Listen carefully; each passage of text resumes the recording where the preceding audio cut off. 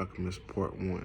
The boy's name was Santiago Dusk, was falling as the boy arrived with his herd at an abandoned church.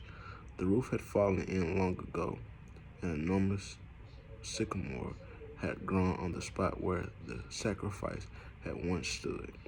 He decided to spend the night there. He saw it all the sheep entered through the ruined gate, then laid some plank across it to prevent the flock from withering away during the night. There were no wolves in the region, but once an animal had strayed during the night, and the boy had to spend the entire day searching for it. He swept the floor with his jacket and lay down, using the book he had finished reading as a pillow. He stood himself that he would have started reading thicker books that lasted longer and made more comfortable pillows. It was still dark when he woke up. When he awoken and looked up, he could see the stars through the half-destroyed roof. I wanted to sleep a little longer, he thought. He had had the same dream that night as a week ago, and once again he had awoken before it ended. He arose and taking up his crook, began to awaken the sheep that still slept. He had noticed that as soon as he awoke, most of his animals also began to stare. It was as if someone mysteriously energy bound his life that was of the sheep, with whom he had spent the past 2 years, lending them through the countryside in search of food and water. They're so used to me that they know my schedule, he murmured, thinking about that for a moment. He realized that it could be the other way around, that it was. He had become accustomed to hearing their schedule, but there were certain of them who took a bit longer to awaken. The boy prodded them one by one with his croak, calling each by name. He had always believed that the sheep were able to understand what he said. Some there were times when he read them parts of his book that had an impression on him, or when he would take them to the loneliness or the happiness of the sheep in the fields. Sometimes we would commit comments to them on the things he had seen in the village they passed.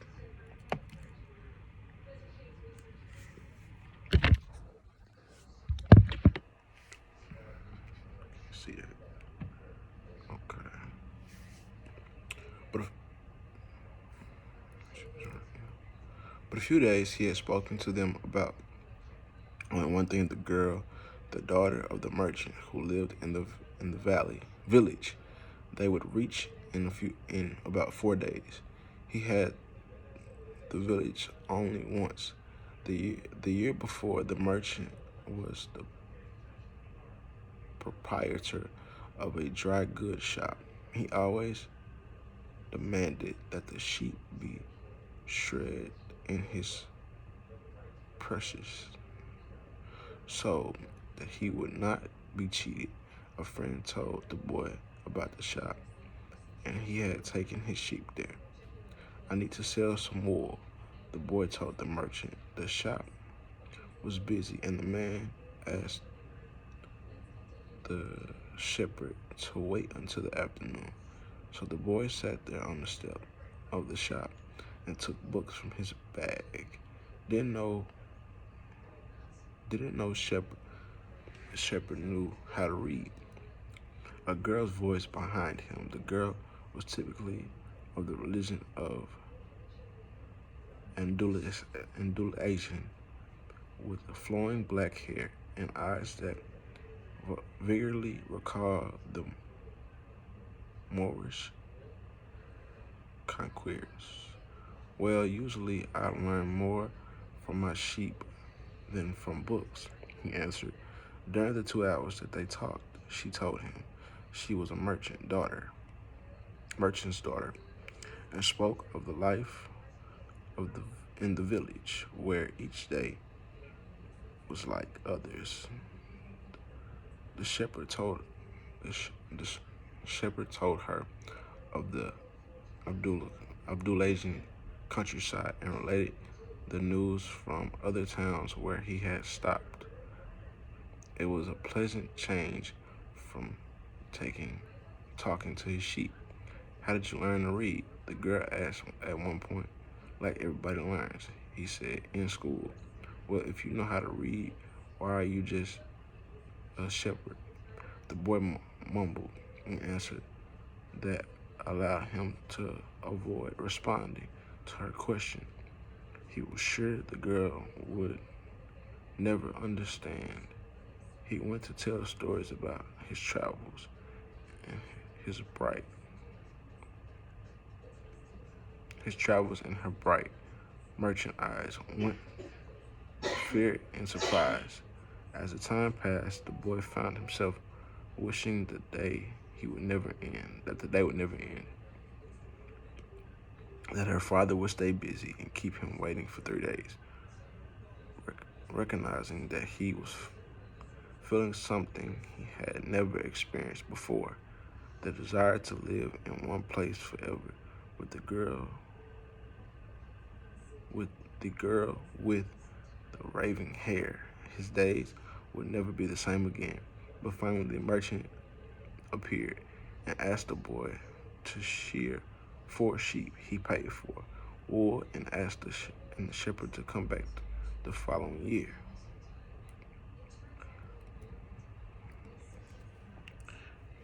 And now it was only 4 days before he would be back in the same village. He was expected the same time, uneasy. Maybe the girl had already forgotten him. Lots of the shepherds passed through selling their wool. It doesn't matter, he said. It's the sheep. I know other girls in other places, but in his heart he knew that it didn't matter. He knew that the shepherd liked seamen and like traveling salesmen.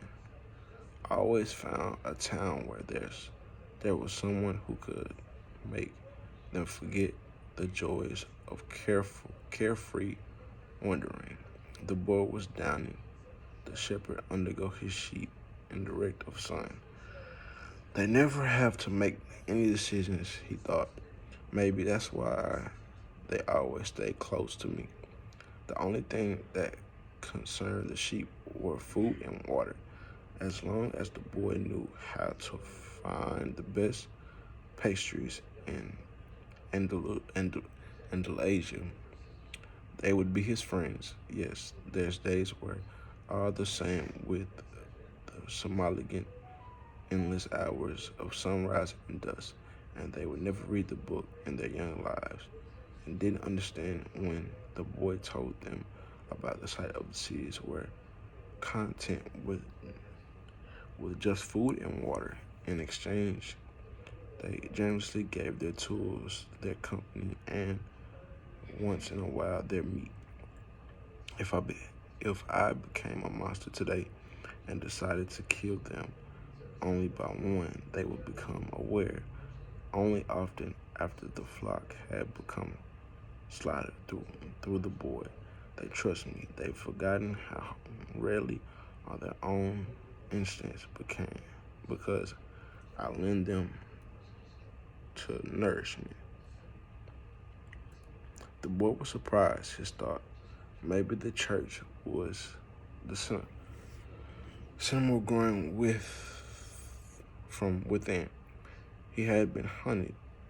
It had caused him to have the same dream for the second time, and it was causing him to feel anger toward his faithful companion. He drank a bit from the wine that remained from his dinner. The night before, he gathered his jacket closer to his body. He knew that a few hours from now, with the sun is setting in,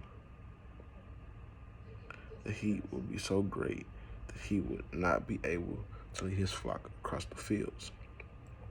It was time of day when all of Spain slept during the summer. The heat lasted until nightfall, and all that time he had carried his jacket. But when he thought to complain about the burden of his weight, he remembered that because he had the jacket, he had withstood the cold of dawn. We have to be prepared for change, he thought. He was grateful for the jackets and with him with them. The jacket had purpose, and so did the boy. His purpose in life was to travel, and after 2 years of walking in Abdulaziz terrain, he knew all the cities of the regions. He was planning to visit to explain to the girl how it was simply Shred knew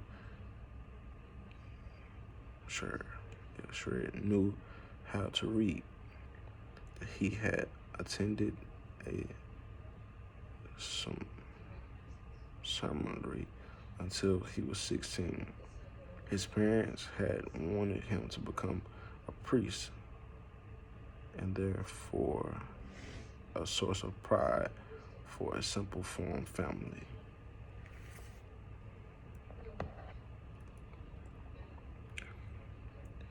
Worked hard to just have food and water like the sheep. He had studied Latin, Spanish, and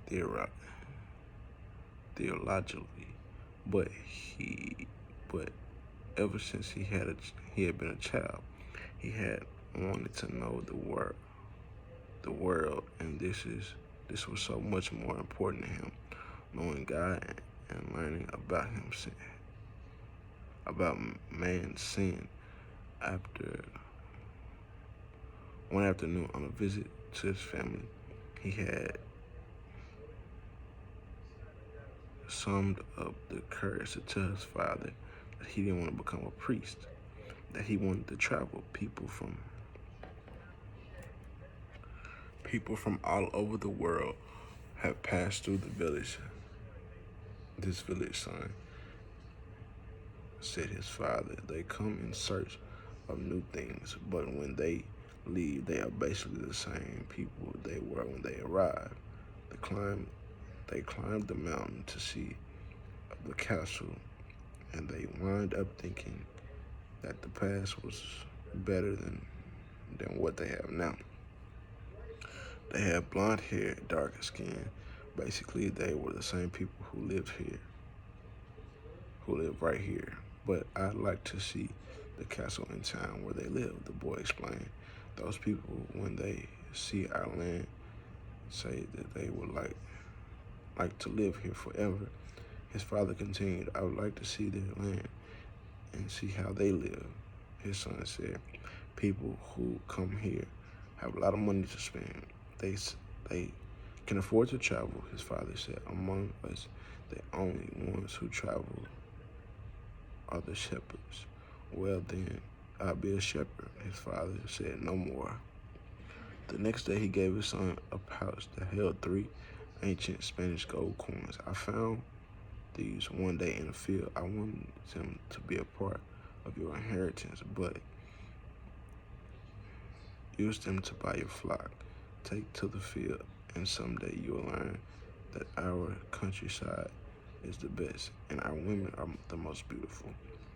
And he gave the boy his blessing. The boy could see his father gaze a desire to be able himself to travel to the world, a desire that was still alive despite his father having had to bury it over a dozen years under burden of struggling of water to drink, food to eat, and the same place to sleep every night for his life.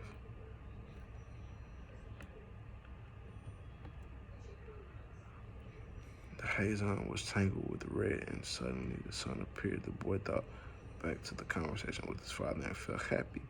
He had already seen many catalysts and met many women, but none of the equal of the same who wanted him several days' heist. He owned a jacket a book that he could trade for another and a flock of sheep. But most important, he was able every day to live out his dream. If he were a tire of the Abdalian fields, he could sell his sheep and go to sea. By the time he had enough of sea, he would have already known other cities and other women and other chances to be happy. It couldn't have found God in the seminary, he thought, as he looked at the sunrise. Whenever he saw a new road to travel. He'd never been through church before, in spite of traveling through those paths so many times. The world was huge and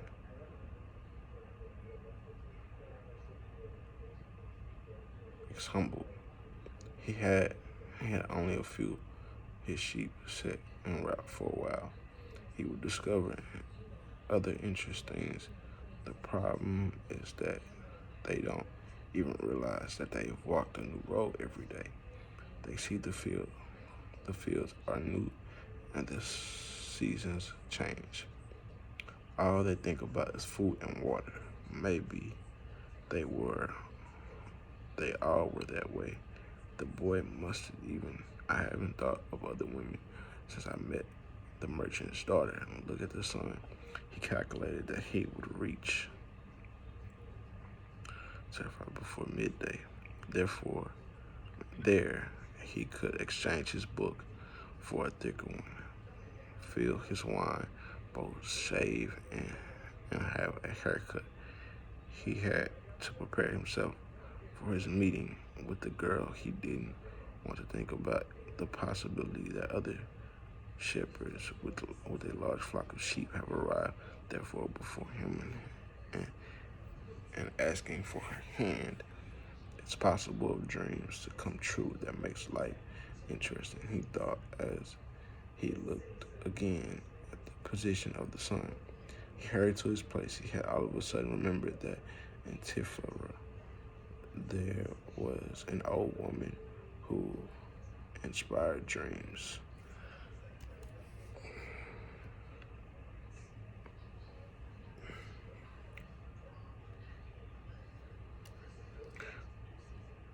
The old woman led the boy to a room at the back of her house. It was separated from her living room by a certain colored beds. The room flourishing consisted of a table and imagine of the Sacred Hearts of Jesus and two chairs. A woman sat down and told him to be seated a while. Then she took both of his hands in hers and began quietly praying. Sounds like a gypsy prayer. The boy had already experienced on the road with gypsies. They also traveled, but they have no flock of sheep. People said the gypsies spend their life tricking others. It was also said that they had to patch with the devil, and they kidnap children and take them away to their mysterious camps, made them their slaves. And as a child, the boy had always been frightened to death that he would be captured by gypsies. And this childhood fears returned when the old woman took his hands in hers. But she had the secret heart of Jesus there, he thought, trying to restore himself. He didn't want his hand to be trembled, showing the old woman that he was fearful. He was recited and other father silently. Very interesting, said the woman, never taking her eyes from the boy's hand. And then she felt silent. The boy was becoming nervous. His hand came to tremble, and the woman seemed it. He quickly pulled his hand away and didn't come here to have you read my palm, he said, already regretting have coming here. Coming, he thought for a moment that it would be better to pay her fee and leave without learning a thing. That he was giving too much importance to his recurring dream. You came so that you could learn about your dream, said the old woman, and dreams are large of God. When he speaks in our language, I can interpret that he said, but if he speaks in the language of the soul, it's only you who can understand. But whichever it is, I'm going to charge you for the consultation. Another trick, the boy thought, but he decided to take a chance. The shepherd always takes a chance with a wolf and with droughts, and that's what makes a shepherd life exist. I've had so many dreams twice, he said. I dreamed I was in a field with many sheep. When I was a child, appeared to begin to play with animals. I don't like people to do that because sheep are afraid of strangers, but children also seem able to play with them without frightening them. I don't know why. I don't know how animals know the age of human beings. Tell me more about your dream, said the woman. I have to get back to my cooking, and since I don't have much money, I can't give you a lot of time. The child went playing with sheep for a quiet while. Continued the boy, a bit upset, and suddenly the child took me by both hands and transported me to the Egyptian pyramids. He paused for a moment to see if the woman knew what the Egyptian pyramids were, but she said nothing. Then the Egyptian pyramids said, he said the last three words slowly so that the old woman would understand. The children said to me, if you come here, you will find a hidden treasure. And just as she was about to show me the exact location, I woke up both times. The woman was silent for some time. Then she again took his hand and studied them carefully. I'm not going to charge you anything now, she said, but I want 1/10 of the treasure. If you find it, the boy laughed out of happiness. He was going to be able to save a little money he had because of the dream about hidden treasures. But interpret the dream, he said. First swear to me. Swear that you will give me 1/10 of your treasure in exchange for what I'm going to tell you. The shepherd swore he would. The old woman asked him to swear again while looking at the image of the Sacred Heart of Jesus. It's a dream in the language of the world, he said. I can interpret it, but the impression is very difficult. That's why I feel that I deserve part of what you find. And this is my interpretation. You must go to the pyramids in Egypt. I have never heard of them, but it was a child who showed me them to you. They exist. There. You will find a treasure that will make you a rich man. The boy was surprised and irritated. He didn't need to seek out the old woman for this, but then he remembered that he wasn't going to have to pay anything. I didn't need to waste my time just for this, he said. I told you that your dream was a difficult one. It's a simple thing in life that are most extraordinary. Otherwise, men were able to understand them. And since I am not wise, I have had to learn other arts, such as reading a poem. Well, how am I going to go to Egypt? I only interpret dreams. I don't know how to turn them into reality. That's why I have to live off what my daughter provide me with. And what if I never get to Egypt? Then I don't get paid. I wouldn't be the first. It wouldn't be the first time. And the woman told the boy to leave, saying she already understood wasted time too much with him. So the boy was disappointed. He decided that he would never again believe in dreams.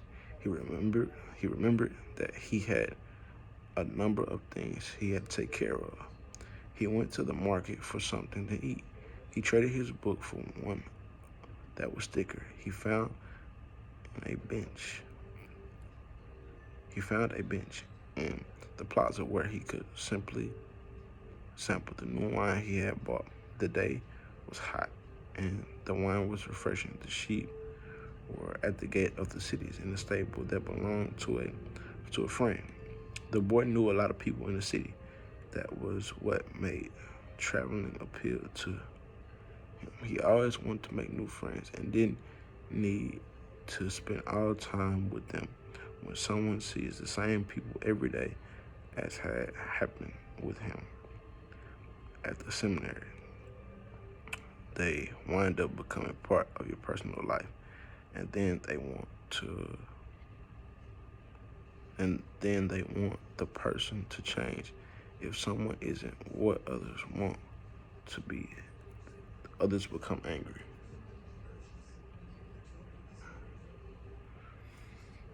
Others seem to have a clear idea of how other people should live their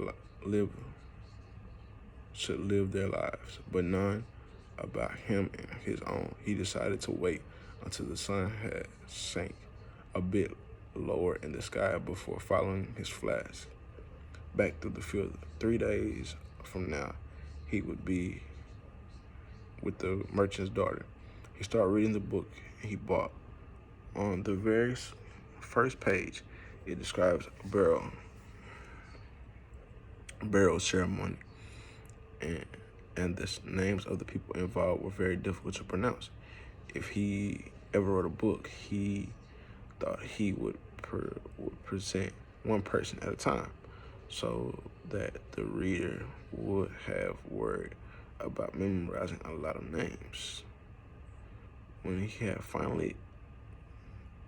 was finally able to come to construct on what he was reading, he liked the book better. The burial was on a snowy day, and he welcomed the feeling of being cold. As he read on, an old man sat down at his side and tried to strike up a conversation. "What are they doing?" the old man asked, pointing at the people in the plaza working.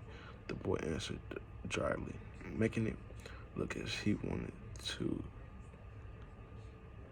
concentrate on his reading. Actually, he was thinking about shearing his sheep in front of merchant's daughter so that she could see that he was someone who was capable of doing difficult things. He had already imagined the scene many times. Every time the girl became frustrated when he explained the sheep had to be shredded from the back to the front. He also tried to remember some good stories related as he shredded the sheep. Most of them he had read in books, but he could tell them as if they were in his personal experience. She would never knew the difficult because she didn't know how to read. Meanwhile, the old man persists in his attempt to strike up a conversation. He said that he was tired and thirsty, and asked if he might have a sip of the boy's wine. The boy often offered his bottle, hoping the old man would leave him alone. But the old man wanted to talk.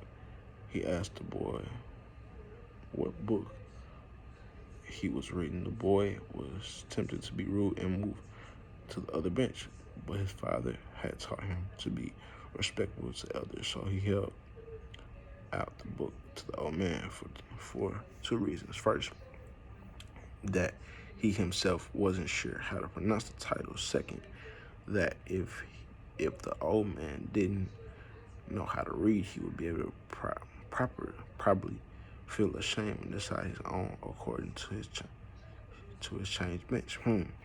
Said the old man. Look at all sides of the book as if it were some strange object. This is an important book, but but it's really irritating. The boy was shook. The old man knew how to read and had already read the book. And if the book was irritating, as the old man had said, the boy still had time to change it for another.